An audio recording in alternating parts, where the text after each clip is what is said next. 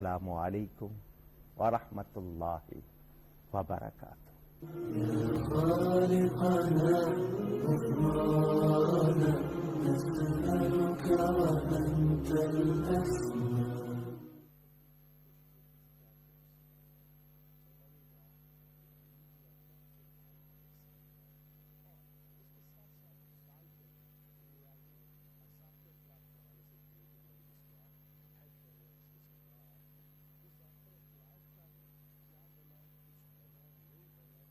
يا خالقنا يا رب لعبيدك للدار واملأ عالمنا الحب يا ذا الأسماء الحسنى. نحمده ونصلي ونسلم على رسوله الكريم وعلى آله وأصحابه أجمعين، أما بعد. أعوذ بالله من الشيطان الرجيم، بسم الله الرحمن الرحيم. ناظرین و سامعین، السلام علیکم ورحمۃ اللہ وبرکاتہ۔ تخلیق انسان اسلام اور قرآن کی روشنی میں گزشتہ نشست میں سورہ عنکبوت کا ذکر تھا، اور آیت جو تھی انسان کے لفظ جس میں آیا تھا اس میں والدین کا حوالہ تھا، اور اب سورہ لقمان کی آیت نمبر 14 ہے، اور پھر ذکر والدین کا انسان کے لفظ کے ساتھ۔ وَوَصَّيْنَا الْإِنسَانَ بِوَالِدَيْهِ۔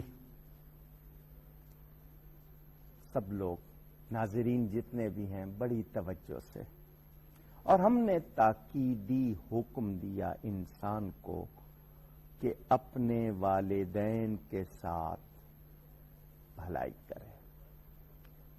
پھر ذکر ہے ماں کا، حملتہ امہ وہنا علی وہن وان جاہداک وفصالہ وہن وفصالہ فی عامین ان اشکر لی ولوالدیک الی المصیر۔ ماں نے اپنے شکم میں پیٹ میں اٹھائے رکھا کمزوری پر کمزوری کے باوجود، اور اس کا دودھ چھوٹنے میں 2 سال لگے۔ شکر ادا کرو میرا اور اپنے ماں باپ کا، آخرکار میری طرف ہی لوٹنا ہے۔ میں نے آپ کے سامنے ذکر کیا تھا کچھ حقوق ماں باپ کے ہیں، کچھ حقوق اولاد کے ہیں، کچھ ذمہ داریاں ماں باپ کی ہیں، کچھ ذمہ داریاں اولاد کی ہیں۔ حق تعظیم باپ کا زیادہ ہے، حق خدمت ماں کا زیادہ ہے۔ ماں کے بارے میں بہت سی روایتیں۔ باپ کو جنت کا درمیانہ دروازہ کہا گیا، اس کی رضا کو اللہ کی رضا کہا گیا۔ ماں کے قدموں تلے جنت، ماں کے قدموں کو بوسہ دینا جیسے جنت کی چوکھٹ کو بوسہ دینا۔ مگر ماں باپ کی کوئی ایسی بات جو قرآن و سنت کے خلاف ہو نہیں مانی جائے گی، نہ ماں باپ کو کہنی چاہیے، نہ ہی اولاد کو ایسی کوئی بات ماننی چاہیے۔ اس کے علاوہ ماں باپ کے حقوق بہت، مگر اولاد کے بھی حقوق ہیں۔ اولاد ماں باپ کی عزت کرے، خدمت کرے، ماں باپ اولاد پر شفقت کرے، مہربانی کرے۔ بیلنس نہیں ہے معاشرے میں، بہت کسی ایک بچے کی طرف زیادہ جھکاؤ، کہیں بیٹے کو اتنی اہمیت کہ بیٹی کو کچھ سمجھنا ہی نہیں، کہیں بیٹی کی بہت اہمیت، یا کسی اور کو جس کو نیگلیکٹڈ چائلڈ کہہ دیتے ہیں کہ جی یہ فراموش کیا گیا، توجہ نہیں دی گئی، کسی کو زیادہ دینا، کسی کو کم۔ ماں باپ کون سی اولاد کو زیادہ چاہ سکتے ہیں؟ جو علم میں زیادہ ہو یا نیکی میں زیادہ ہو۔ لیکن آج کل ایسا نہیں ہے، معاملہ الٹا ہو گیا۔ نتیجے میں گھروں میں وہ محبتیں نہ رہیں، وہ سلوک نہ رہے، وہ خوشیاں نہ رہیں۔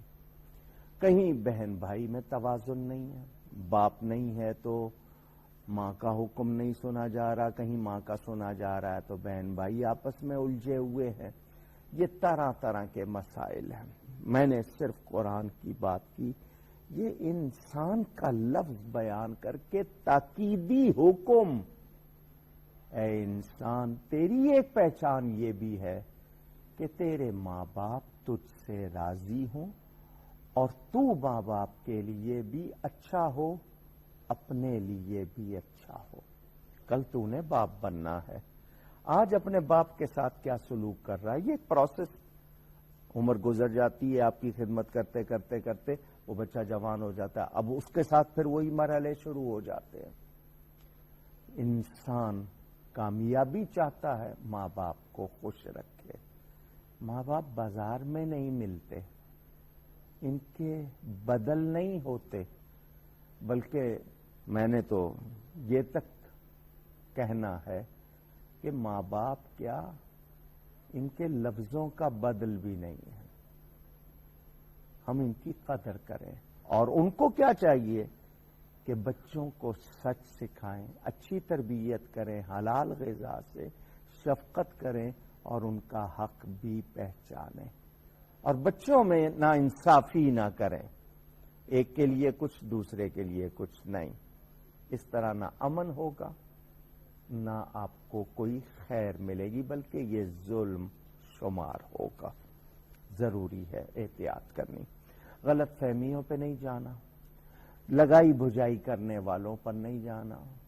آپ کو اپنا حق پہچاننا ہے، جو دوسرے کا حق آپ پر ہے اس کو پہچاننا ہے، ایک دوسرے کے حقوق ادا کرے انسان تو پھر کامیابی ہوگی۔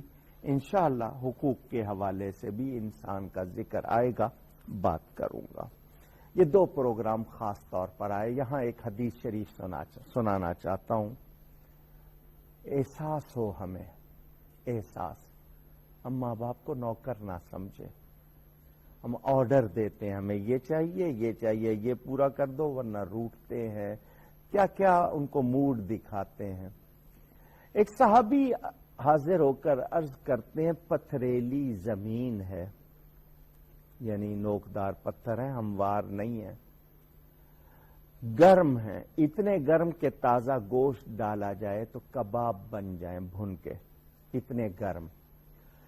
ایسی زمین پر میں اپنی ماں کو اپنی پشت پر اٹھا کر، یعنی پیٹھ پر، بیک پر سوار کر کے 6 میل چلا ہوں، کیا میں نے اپنی ماں کا حق ادا کر دیا؟ میرے پیارے نبی پاک صلی اللہ علیہ وآلہ وسلم فرماتے ہیں، جب تو اپنی ماں کے پیٹ میں تھا اور تیری وجہ سے اس کو درد کے جھٹکے لگتے تھے، شاید کسی ایک جھٹکے کا بدل ہو گیا۔ سوچئے گا، سوچئے گا ہم آج ماں باپ کے ساتھ کیا کرتے ہیں۔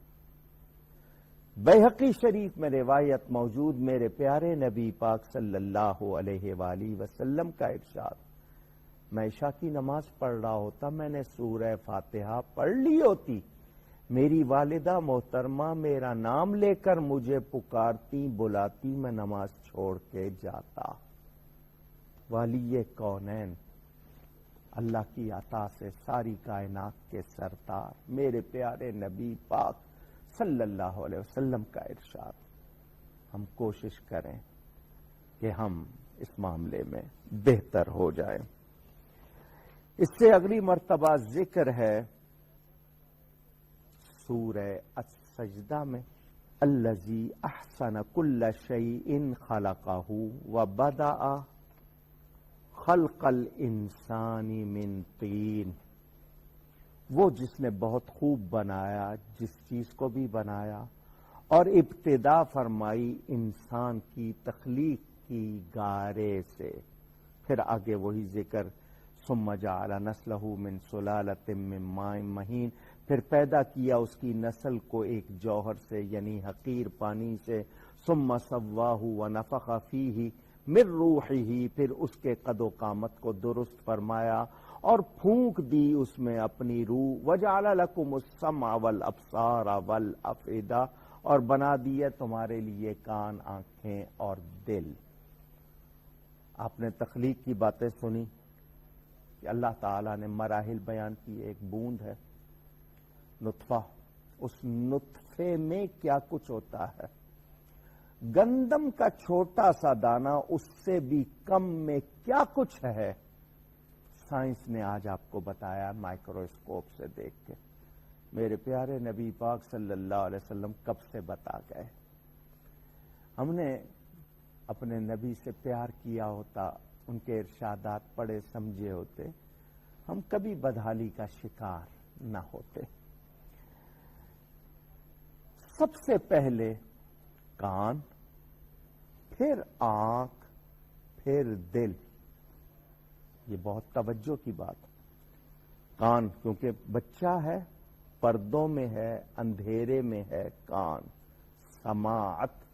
آپ آنکھ بند کر لیں کچھ نظر نہیں آئے گا، کان میں روئی بھی ٹھونس لیں کچھ نہ کچھ آواز جاتی ہے۔ اور پھر دل، جو جسم میں انسانی میں، انسان کے جسم میں بادشاہ ہے۔ توجہ چاہوں گا، پورا جسم ایک رعایا کی طرح مملوکت، اس میں دل بادشاہ۔ دل جو چاہے گا وہ پورے جسم پر اس کی حکومت۔ دل چاہے گا دیکھیں گے، نہیں چاہے گا نہیں دیکھیں گے۔ دل چاہے گا سنیں گے، نہیں چاہے گا نہیں سنیں گے۔ دل چاہے گا کھائیں گے، نہیں چاہے گا نہیں کھائیں گے۔ کہہ دیتے ہیں نا جی نہیں چاہ رہا، میں نے نہیں جانا، میرا جی نہیں چاہ رہا، یہ ہم کہتے ہیں کیونکہ دل بادشاہ ہے، باقی پورا جسم اس کی مملوکت، اس کی رعایا۔ حدیث شریف کے مضمون کو سامنے رکھتے ہوئے کہ یہ دل بادشاہ ہے، یہ ٹھیک ہو تو سب ٹھیک ہوتا ہے۔ اس دل کی حکومت ہو گئی جسم پر، اس دل پر کس کی حکومت؟ اگر اس دل پر میرے نبی صلی اللہ علیہ وسلم کی حکومت ہو جائے تو پھر دل وہی چاہے گا جو دین چاہے گا۔ سوچئے گا، پھر آنکھ وہی دیکھے گی جو نبی پاک صلی اللہ علیہ وسلم کے ارشاد کے مطابق۔ پھر ہم قرآن و سنت کے عملی نمونے بن جائیں گے، جدھر سے گزریں گے لوگ مثال دیں گے، دیکھو نبی کا غلام جا رہا، ایسے بنو۔ ہم نے پڑھنا اور سننا تو کسی حد تک رکھا، اندر نہیں اتارا۔ تو سمع، بصر اور دل پہچانیے، یہ کان، آنکھ اور دل بہت اہم ہیں، ان کی اہمیت کو سمجھیے۔ یہ اللہ تعالی نے انسان کے لیے بتایا، اور یہ بتایا